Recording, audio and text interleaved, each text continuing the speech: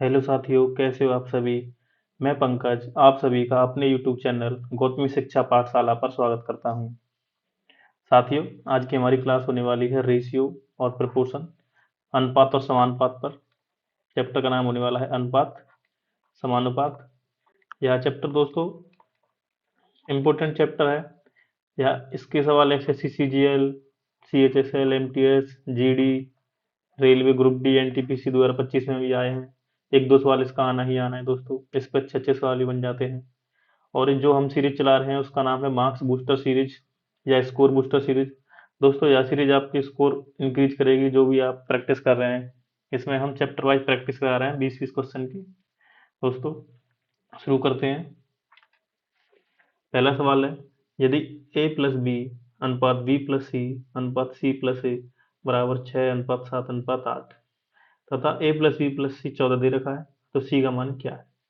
देखिए दोस्तों, अगर हम इनको जोड़ लेते हैं तो दो बार ए है, दो बार बी है, दो बार सी है, तो उनका टोटल सम कितना आएगा जोड़ के 2a प्लस बी प्लस सी बराबर 6 और 7 13, 13 और 8 21।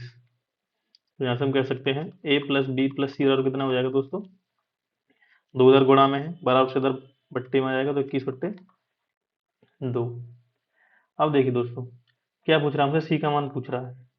तो सी का मान निकालने के लिए हमें ए प्लस बी की वैल्यू दे रखी है। ए प्लस बी का वैल्यू कितनी है, 6 यूनिट। ए प्लस बी कितना दे रखा है, 6 यूनिट। तो जब हम ए प्लस बी प्लस सी में से 6 घटा देंगे तो सी आ जाएगा।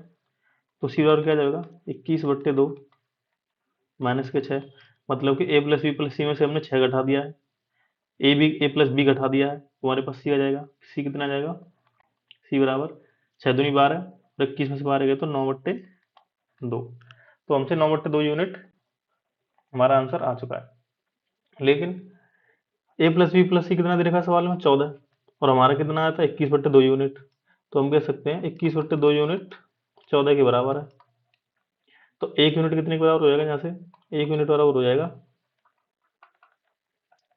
14 गुणा 2/21। ये हो जाएगा 14 दूनी 28 और 7 का भाग देंगे तो हो जाएगा 4/3। तो 9/2 यूनिट कितना हो जाएगा, इसमें हम 4/3 का गुणा कर देंगे तो 9/2 गुणा 4/3। 3 से गया 9 3 बार और 4 से गया 4 2 बार, तो 3 दूनी 6 हमारा आंसर हो जाएगा।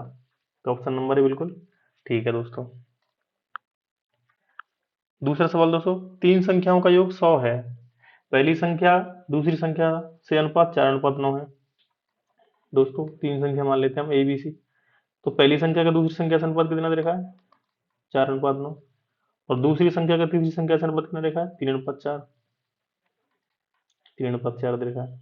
और तीनों संख्याओं का योग ए प्लस बी प्लस सी कितना दे रखा है हमें, 100। अब देखिए दोस्तों, यहाँ भी 9 है, यहाँ भी 3 है, तो इसको बराबर करने के लिए ना इसका 3 का गुणा कर लेते हैं। इसमें कितने गुणा कर लेते हैं, इसका 3 का गुणा कर लेते हैं, गुणा 3। तो ये हो जाएगा हमारा 4:3। 3 × 3 9 और 4 × 3 12। अब ए प्लस बी हमें ए प्लस बी प्लस सी 100 दे रखा है, तो इनका सम कितना हो जाएगा, इनका सम हो जाएगा 4 + 9 + 12, 4 और 9 13, 13 और 12 25। तो आंसर हो जाएगा 25।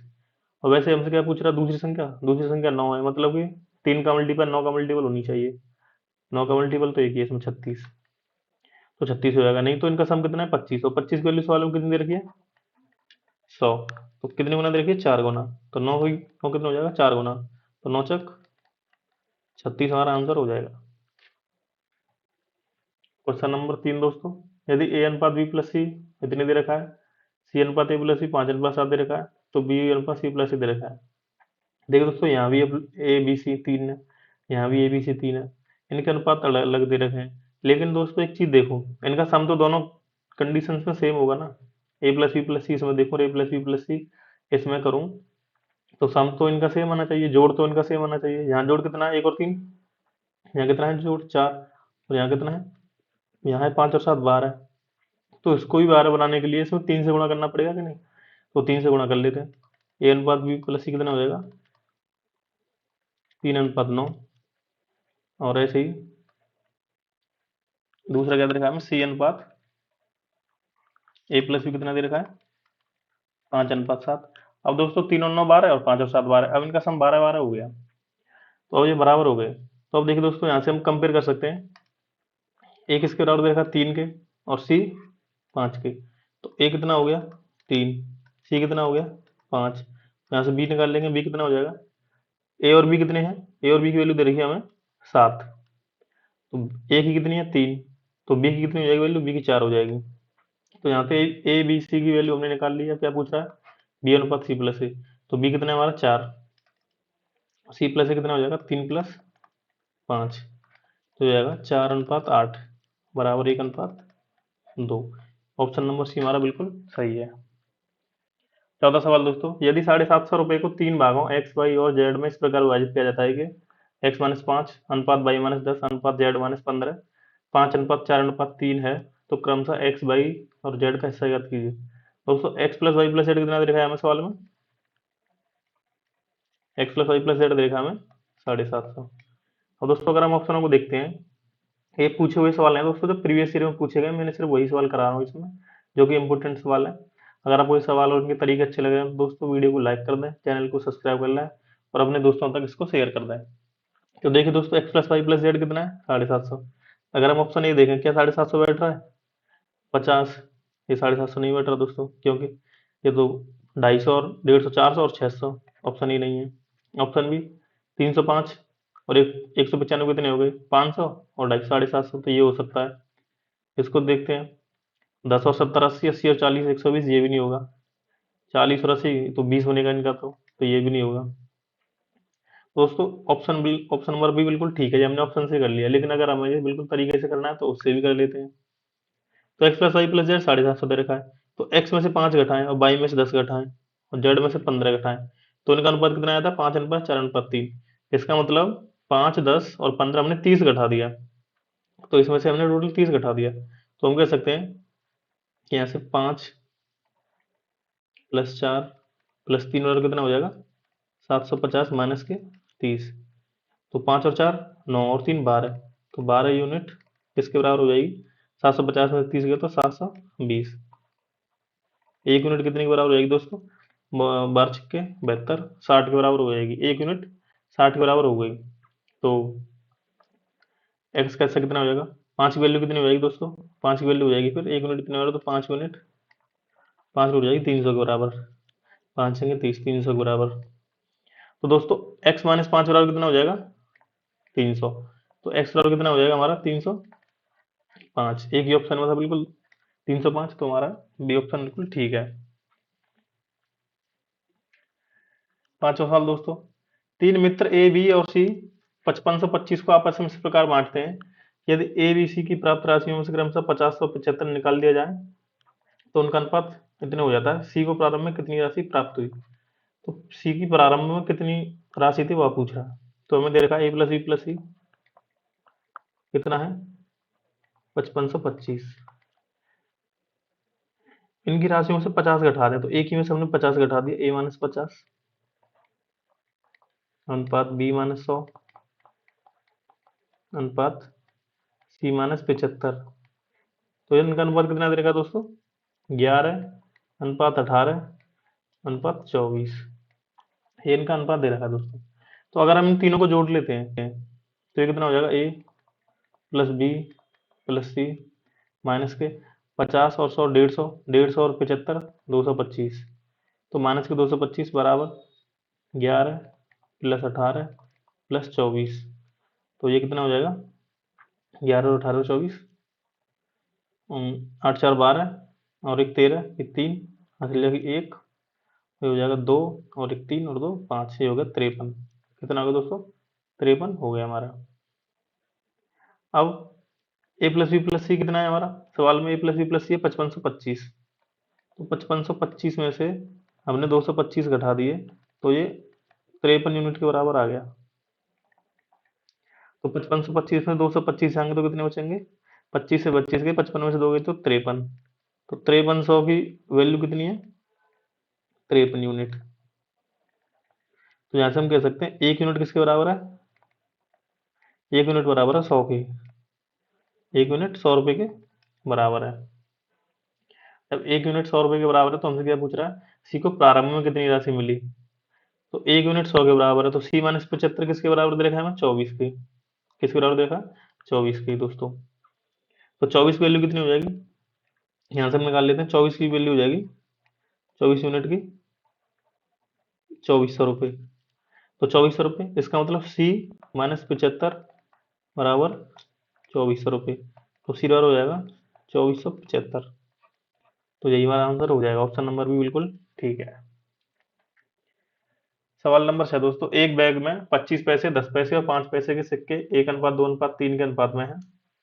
यदि कुल 30 रुपए हैं तो बैग में 5 पैसे के कितने सिक्के हैं। दोस्तों जब हम मूल्य को, जैसे कि एक 5, मैं बोलता हूँ एक 10 रुपए का सिक्का है, 10 रुपए मूल्य का एक सिक्का है। और ऐसे मेरे पास 3 सिक्के हैं। कितने सिक्के हैं, 3 सिक्के हैं।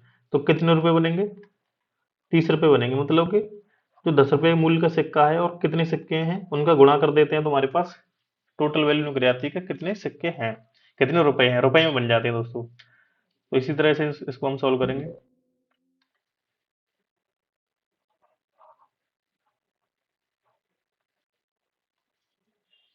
तो हमारे पास 25 पैसे, 25 पैसे, 10 पैसे और 5 पैसे के सिक्के कितने हैं, 1:2:3।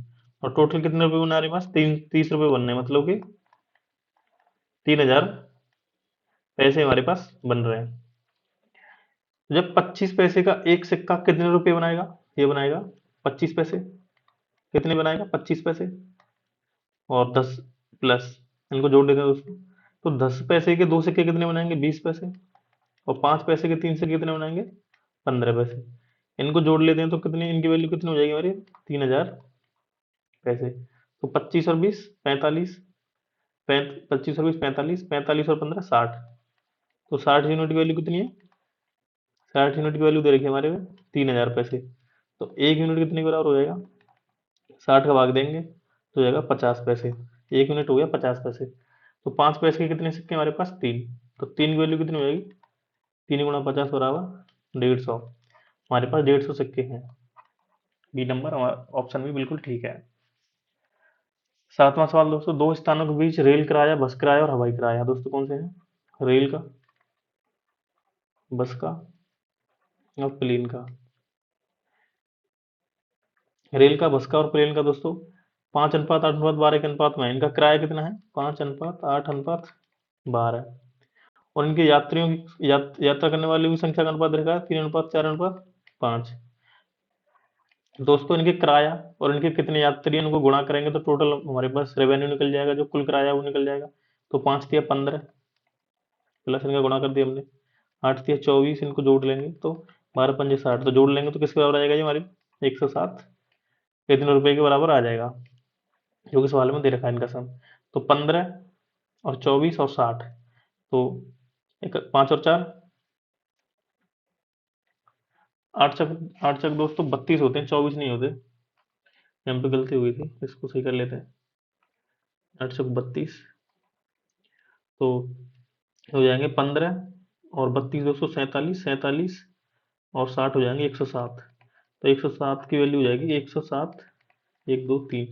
यहाँ से हम कह सकते हैं कि एक की वैल्यू 1000 गुना दे रखी है, तो 1 यूनिट की वैल्यू कितनी हो गई, 1000 रुपये। हमसे क्या पूछ रहा है, हवाई यात्रियों से एकत्रित किया गया कुल पैसा। हवाई यात्रियों से कितना किया गया है, 60। तो 60 की वैल्यू हो जाएगी, यहाँ पे हम लिख सकते हैं 60 यूनिट बराबर हो जाएगा 60,000 रुपये के।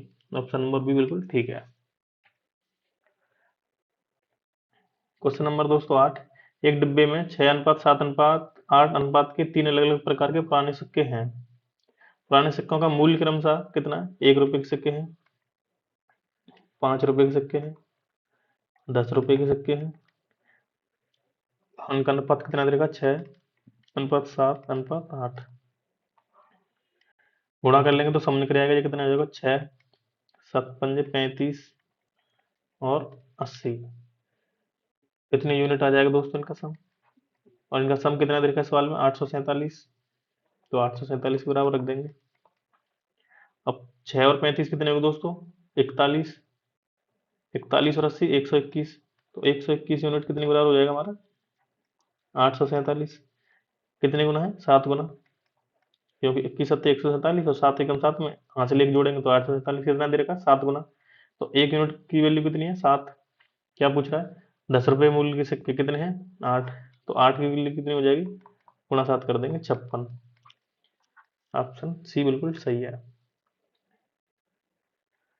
मोहित के पास 10 रुपए के नोट, 20 रुपए के नोट, 50 रुपए के नोट और 500 रुपए के नोटों के रूप में 13,000 रुपए की राशि है।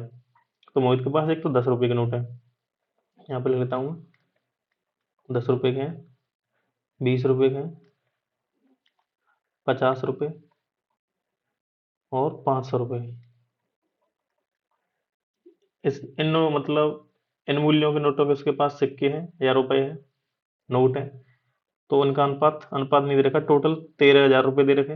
500 रुपए के नोटों की संख्या 10 रुपए के नोटों की संख्या का 25% है दोस्तों। तो 25% की फ्रैक्शनल वैल्यू होती है 4:1। एक बट्टे चार, मतलब 25% का मतलब होता है 1/4। तो सवाल क्या कह रहा है? 500 रुपए के नोटों की संख्या 10 रुपए के नोटों की संख्या का 25% है। तो 10 रुपए के नोटों की संख्या अगर 4 है तो 500 रुपए की कितनी हो जाएगी? 1, क्योंकि 25% तो 4/4 हो जाएगा, 4:1 हो जाएगा। 50 रुपए के नोटों की संख्या 10 रुपए के नोटों की संख्या का 50%, 50% मतलब आधा। तो 50 रुपए कितने हो जाएंगे? 10 के 4 तो 50 हो जाएंगे 2। 20 रुपए के नोटों की संख्या 500 रुपए के नोटों की संख्या का 50% है, मतलब कि 500 का आधा है 20 रुपए के, तो कितने हो जाएंगे? एक का आधा, 0.5। अब दोस्तों इनका गुणा कर लेते हैं तो हमारे पास टोटल अमाउंट बन जाएगी। तो 10 गुणा 40 करेंगे तो 40 रुपए, 20 गुणा 0.5 करेंगे मतलब 20 गुणा आधा करेंगे तो 10, 50 दूनी 100 और 500 का गुणा एक में करेंगे तो 500। तो टोटल कितने हो गए? 500 और 600, तो 650 हो गए। तो इनका सम कितना हो जाएगा? इनका सम हो जाएगा 650, 650 यूनिट। 650 यूनिट की वैल्यू कितनी दे रखी है सवाल में? 13,000, 13,000 रुपए। तो 1 यूनिट वैल्यू कितनी, कितने गुना दे रखी है? 650 दूनी 1300, तो 20 कितने गुना दे रखी है? 20 गुना दे रखी है। क्या पूछ रहा है? मोहित के पास कुल कितने नोट हैं? तो मोहित के पास कुल कितने नोट है? 4 और 0.5 मतलब 4.5, 6.5, 7.5। तो इनका सम कितना आया? ये जोड़ के आए 7.5। तो 7.5 यूनिट की वैल्यू कितनी हो जाएगी? 7.5 गुणा 20 बराबर 7.5 गुणा 2 करेंगे तो 15, पीछे एक जीरो, 150। मोहित के पास कुल 150 नोट हैं। 10वां सवाल दोस्तों, लड़के और लड़कियों के एक समूह में से यदि 12 लड़कियां समूह छोड़ देती हैं तो लड़कों का लड़कियों से अनुपात 2:1 हो जाता है। जब दोस्तों 12 गर्ल्स चले जाती हैं तो अनुपात कितना बचता है? 2:1। किसका अनुपात है? लड़कों और लड़कियों का, मतलब बॉयज और गर्ल्स का। इसके बाद यदि 30 लड़के समूह छोड़ देते हैं तो लड़कियों का लड़कों से अनुपात 3:1 हो जाता है। तो लड़कियों का, यहाँ लड़कियां पहले दे रखी है, लड़कियों का लड़कों से अनुपात 3:1, मतलब 3:1। ये कब होता है? जब 30 लड़के समूह छोड़ देते हैं, 30 बहुत चले जाते हैं। दोस्तों अगर 30 लड़के छोड़ के जा रहे हैं तो इस वाली कंडीशन में लड़कियां तो नहीं जा रही ना छोड़ के, तो लड़कियां तो बराबर होनी चाहिए। यहाँ लड़की एक है, यहाँ 3 है, तो इसको बराबर कर लेते हैं। बराबर करने के लिए ऊपर वाले में कितना गुणा करना पड़ेगा? 3 का। तो मैं ऊपर में 3 का गुणा कर लेते हैं। तो इनके अगर मैं नए रेशियो लिखूं बॉयज और गर्ल्स के, तो ये हो जाएंगे 3 दूनी 6:1 और एक, नहीं 6:3,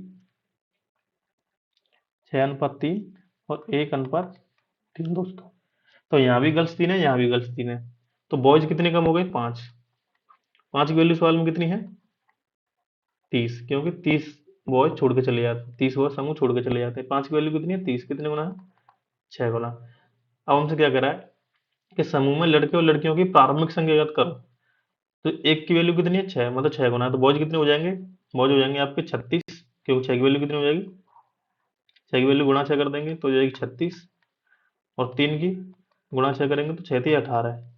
लेकिन दोस्तों 12 गर्ल्स पहले से वो छोड़ के चली गई थी, अब इन 12 को भी इसमें ऐड कर लेंगे, प्लस 12 हो जाएंगी 30। तो 36 तो बॉयज हो जाएंगे और 30 हो जाएंगी girls. 36 boys 30 girl, option D बिल्कुल ठीक है। एक फर्म में पुरुष और महिला अधिकारियों का अनुपात 4:7 है। यदि 50 पुरुष और 100 महिला अधिकारी छोड़ के चले जाते हैं तो अनुपात हो जाता है 7:12।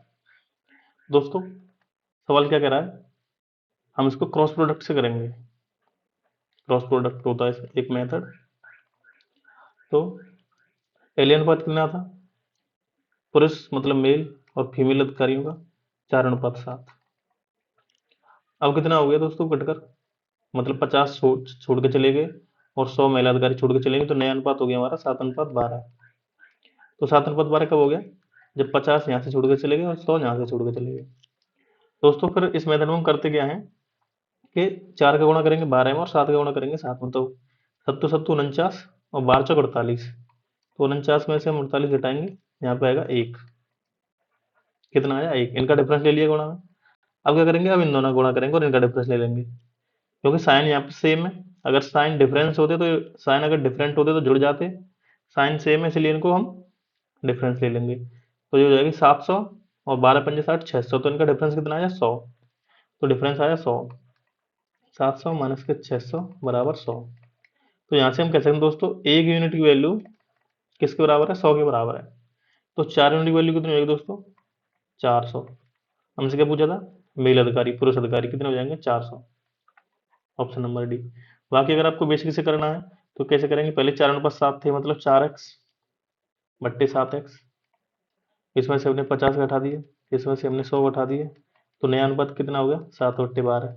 इसको सॉल्व कर लेंगे, 12 गुणा इसमें इक्वेशन बन जाएगी एक वेरिएबल में, तब भी x का मान निकाल सकते हैं। x का मान यहाँ से 100 आ जाएगा और 4 की वैल्यू हो जाएगी 400। 12वां सवाल दोस्तों, आमिर और अली की आय का अनुपात 5:3 है और वे क्रमशः 9:5 के अनुपात में खर्च करते हैं। यदि आमिर 2600 रुपये बचाता है, अली 1800 रुपये बचाता है, तो उनके संबंधित आय कितनी है दोस्तों। दोस्तों यहाँ सवाल भी पिछले वाले सवाल क्रॉस प्रोडक्ट के तरीके से हो जाएगा। पहले अनुपात कितना था 5:3, फिर अनुपात कितना हो गया नया अनुपात 9:5। क्रॉस प्रोडक्ट दोस्तों जब लगाते हैं जब पहले एक रेशियो दे रखा है उसमें कुछ घटा बढ़ा के दूसरा रेशियो निकल रहा है। तो 5:3 9:5। क्या किया हमने, पहले में इसमें 2600 घटाए क्योंकि ये आय थी, ये एक्सपेंडिचर था, ये सेविंग थी। जब आय में से सेविंग घटा देंगे तो एक्सपेंडिचर का अनुपात आ जाएगा नहीं। जब हम इनकम में से एक्सपेंडिचर घटा देंगे या इनकम में से सेविंग घटा देंगे तो एक्सपेंडिचर का आ जाएगा। तो उसकी सेविंग कितनी 1800। अब क्या करेंगे दोस्तों, इसका गुणा इसमें, इसका गुणा इसमें, 5×25 9×3 = 27, अंतर कितना आया 2। 2 यूनिट किसके बराबर हो जाएगी, 9 का गुणा में इसमें करेंगे तो 18×9 = 162 और 26×5 = 130। कितना डिफरेंस आया 3200 का। तो 2 यूनिट की वैल्यू कितनी हो जाएगी 3200, कितने गुना हो जाएगी 1600 गुना। तो हमसे क्या पूछ रहा है, तो उनकी संबंधित आय, तो उनकी संबंधित आय हो जाएगी दोस्तों आय मतलब 5 यूनिट वैल्यू कितनी हो जाएगी, फिर 5 यूनिट वैल्यू हो जाएगी 5×1600, 16×5 = 80, 8000। और 3 की वैल्यू हो जाएगी दोस्तों 3 यूनिट वैल्यू 3×1600, 16×3 = 48, 4800। तो 8000 और 4800। 13वां सवाल दोस्तों, यदि ए क्यू प्लस बी क्यू अनुपात ए क्यू माइनस बी क्यू 185 158 दे रखा है, ये अनुपात ही पूछ रहा है। सवाल में दे रखा है दोस्तों a Q plus B cube upon में a cube minus b cube बराबर 185 अपॉन में 158। दोस्तों यह सवाल योगांतर अनुपात से होगा, मतलब कि कंपोनेंडो इन डिविडेंडो। अगर आप नहीं पढ़ा दोस्तों मैं इस पे भी एक वीडियो बना दूंगा, अगर आप कमेंट में बताएंगे तो मुझे। तो by applying C and D componendo dividendo apply करने पर आप शॉर्ट में बता देता हूँ दोस्तों क्या होता है। जैसे x/y बराबर ऐसे भी लिख p/q है दोस्तों, p/q है। तो x + y और x - y बराबर हो जाएगा, मतलब एक बार हमने इसमें हर जोड़ा, अंश में हर जोड़ा, एक बार अंश में से हर घटाया, तो ये हो जाएगा। एक बार p में हम अंश में हर जोड़ देंगे p + q और p - q, तो इसके बराबर होगा दोस्तों। ऐसे हम इसको एक बार और करेंगे तो 2x और 2y बचेगा, इसलिए 2 से 2 कट जाएगा, x/y बचेगा। दोस्तों इसमें कंपोनेंडो डिविडेंडो लगाएंगे तो क्या होगा, ये हमारा आएगा, लगा के a Q plus B Q में a माइनस क्यू जोड़ेंगे तो बी क्यू से बी क्यू कट जाएगा, 2a क्यू बचेगा। ऐसे नीचे 2b क्यू बचेगा तो 2 से 2 कट जाएगा, तो उसको शॉर्ट में क्या आ जाएगा a/b क्यू बराबर। अब क्या करेंगे, इसमें एक बार इसे जोड़ देंगे तो 8×5 = 13, यहाँ से लिखा कि 1 8 5 13 और 1 14, यहाँ से लगे 1 और 343, और इसमें से घटाएंगे तो 15 में से 8 गए तो 7, और 8 में से 5 गए तो 2, क्योंकि एक हमने हासिल दे दी थी यहाँ पे। तो ए की क्यू 343 और बी की क्यू 27 है, तो यहाँ से हम कह सकते हैं कि ए बट्टी भी हो जाएगा हमारा 343 किसका क्यू होता है 7 का, और 27 होता है 3 का, 7/3। 14वां सवाल दोस्तों, एक स्कूल में गणित भौतिकी और रसायन विज्ञान की सीटें 7:8:9 के अनुपात में है। सीटों को क्रमशः 30%, 40%, 50% बढ़ाने का प्रस्ताव है। बढ़ी हुई सीटों का अनुपात। दोस्तों जब हम किसी को 30% बढ़ाते हैं, किसी भी चीज को, किसी भी संख्या को, तो अपना 130% हो जाती है। कितनी हो जाती है? 130%। इसका मतलब जो भी आंसर होगा वो 13 का गुणनफल होगा। जो भी ए वाला ऑप्शन होगा वो 13 का गुणनफल होगा। 13 का, हाँ 91 13 का मल्टीपल है। 35 नहीं है तो ये नहीं होगा, ये भी नहीं होगा, ये भी नहीं होगा। तो ऑप्शन नंबर ए हमारा बिल्कुल ठीक हो जाएगा। ऑप्शन से ही कर सकते हैं इसे। बाकी अगर आपको करना चाहें तो इनका अनुपात कितना रेखा में 7:8:9, या फिर हम कह सकते हैं 70:80:90, या फिर 700:800:900, ऐसे भी कह सकते हैं। तो जब 70 का 130% निकालेंगे हम, तो कितना आएगा 130% निकाल के? दो, ये हो जाएगा 70 गुणा 130/100। 70 का 130%, 70 गुणा 130/100, 63 91। तो 2 जीरो से 2 जीरो कटेंगे, कितना आया? 91। ऐसे ही 40% बढ़ गया, मतलब कितना होगा 140। तो 80 का 140% कितना हो जाएगा? 14, 2 जीरो से 2 जीरो कट जाएंगे, 14×8 112। ऐसे ही 90 का 150% कितना हो जाएगा? 135। ये हमारा रेशियो आ जाएगा। 15वां सवाल दोस्तों, यदि m प्लस n ये भी कंपोनेंट डिविडेंड का सवाल है। क्या दे रखा है? m माइनस एन बराबर 7/3। तो हमसे पूछ रहा है m Q plus N cube और m cube minus n cube. तो यहाँ से हम एम प्लस एन निकाल सकते हैं, मतलब एम अपॉन एन निकाल सकते हैं। कितना आएगा? 7 और 3 10। एक बार जोड़ लेंगे साथ में, 3 को एक बार साथ में से 3 घटा देंगे, कितना आएगा? 4, मतलब कि 5/2। और दोस्तों हमसे क्यू करवा रहा है। अगर मैं इससे यहाँ से निष्कर्ष निकालूँ कि एम क्यू अपॉन में एन क्यू कितना हो जाएगा, तो 5 का क्यू कितना हो जाएगा? 125, और 2 का क्यू कितना हो जाएगा? 8। अब इसमें एक बार और कंपोनेंट डिविडेंडो लगा देता हूँ, तो M Q plus N Q, एक बार इसमें अंश में हर जोड़ेंगे, एक बार अंश में से हर घटा देंगे। तो एक बार अंश में हर जोड़ेंगे तो 125 और 8 133, और 125 में से 8 गए तो 117। तो आंसर हो जाएगा हमारा 133 अपॉन में 117। 16वां सवाल है दोस्तों, यदि ए और बी समान चिन्ह के हैं और 3a दोस्तों इंग्लिश में सही लिख रहा है, ये 3a² है। 3a² माइनस 8b² अनुपात a² प्लस 4b² 2:1 दे रखा है। 3a² माइनस 8b² अपॉन में a² प्लस 4b² बराबर दे रखा है हमें 2:1, मतलब 2/1। तो ए अनुपात भी पूछ रहा है। क्या पूछ रहा है? ए अनुपात भी। दोस्तों क्या करेंगे, कैंची गुणा कर देंगे, इसका गुणा इसमें, इसका गुणा इसमें, तो क्या आएगा ये? इसका गुणा 1 में करेंगे जब, तो इतना ही रहेगा, बराबर 2a² प्लस 8b²। दोस्तों 2a² इधर आएंगे बराबर से, तो 3a² में से 2 घट जाएंगे, तो कितना आएगा? a²। ये माइनस के 8b² है, बराबर से दो जाएंगे तो प्लस में हो जाएंगे, तो 8 और 8 16b²। तो यहाँ से हम कह सकते हैं a²b² को हम नीचे ले आते हैं, बराबर 16/1। मतलब a/b कितना हो जाएगा? 16 का रूट 4 और 1 का रूट 1, तो 4/1 आ गया। तो a अनुपात भी कितना हो जाएगा? 4:1। 17वां सवाल है दोस्तों, यदि a plus B, A B C और डी निरंतर अनुपात में है, कंटिन्यूड प्रोपोर्शन में है। दोस्तों कंटिन्यूड प्रोपोर्शन का मतलब होता है कि a/b बराबर b/c बराबर c/d। तो ये कंटिन्यूड प्रोपोर्शन में, निरंतर अनुपात में है। तो क्या पूछ रहा है हमसे? M A Q plus N B Q minus R C Q, और इनका रेशियो पूछ रहा है। एम क्या पूछ रहा है हमसे? M A Q plus N B Q minus R C cube upon में m B Q plus N C Q minus R D cube. देखिए दोस्तों, यहाँ भी a/b है, b/c है, c/d है। तो यहाँ भी a/b, q b/c q, ऐसे c/d है तो c/d q। और इनमें सेम गुणा कर रखा है, इसमें भी m का, इसमें भी m का, इसमें n का, इसमें n का, इसमें माइनस r का, इसमें माइनस r का।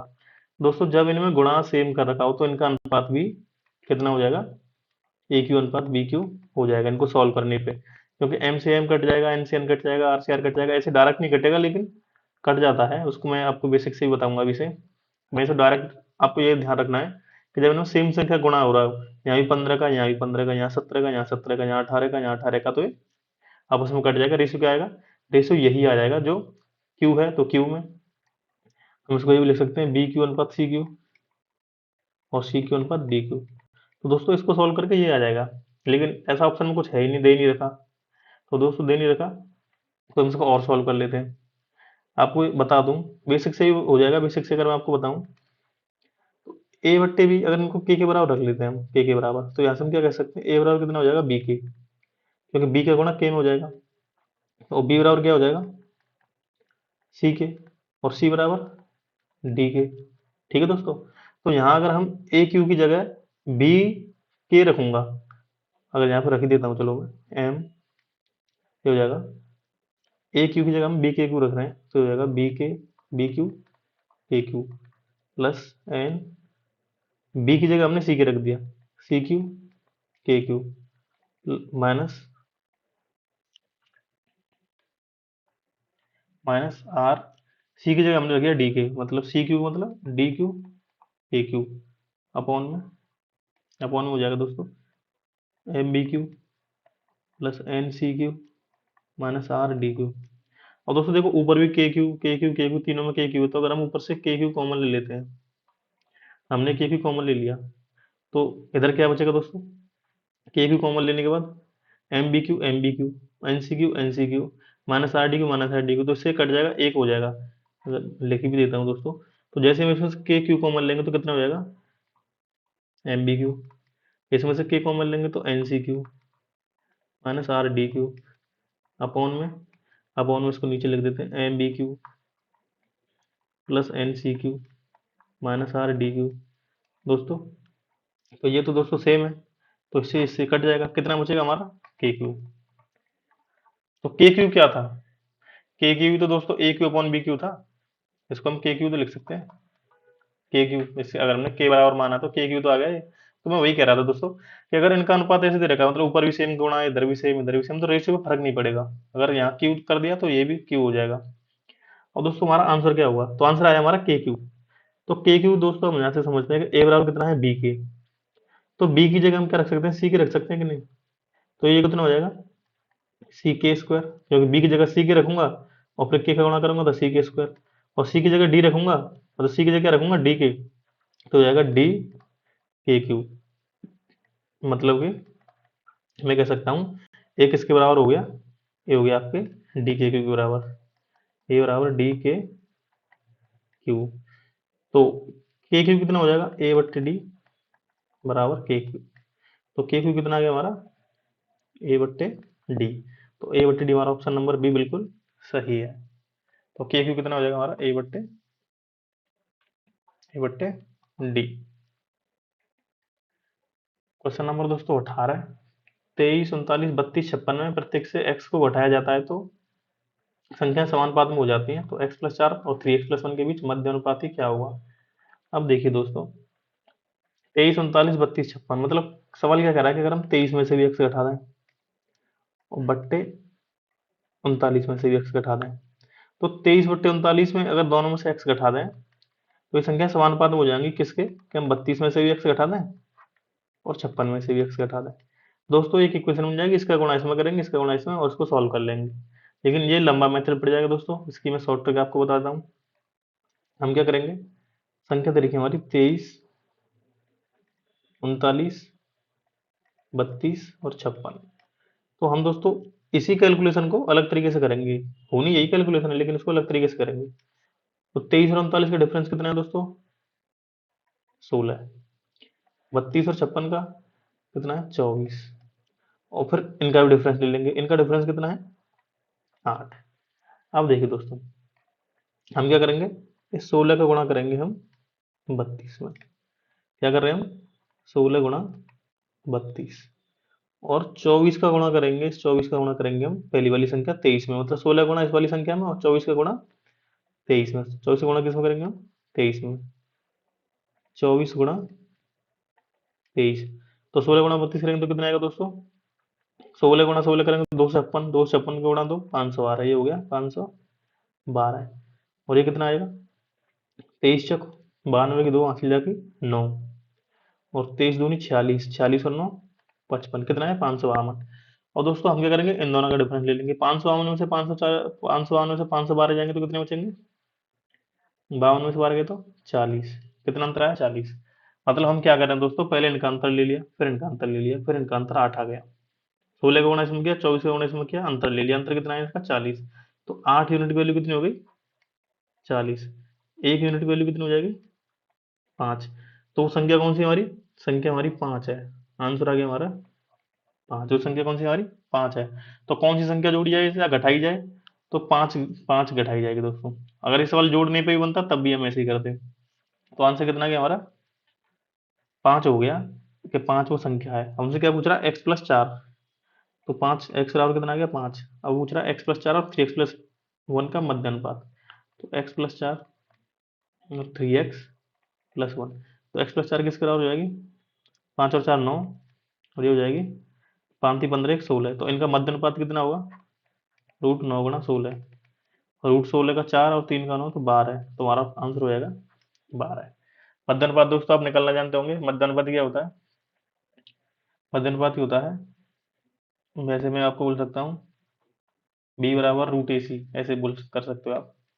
मध्य अनुपात क्या होता है? b बराबर रूट ए सी, या c बराबर रूट ए बी, ऐसे लिख सकते हैं। c बराबर रूट ए बी, ये मध्य अनुपात होता है। 19वां सवाल दोस्तों, 12 18 और 16 का चतुर्थ अनुपात। चतुर्थ अनुपात क्या होता है दोस्तों? चतुर्थ अनुपात होता है हमारा बी सी अपॉन ए, मतलब पहली पिछली दो संख्याओं गुणा बट्टे ए, ये होता है हमारा फोर्थ प्रोपोर्शन। तो हम क्या करेंगे, 12 18 16 का चतुर्थ अनुपात और के और 6 का तृतीय अनुपात बराबर है। 12 18 और 6, तो 12 18 6 का चतुर्थ अनुपात कितना होगा?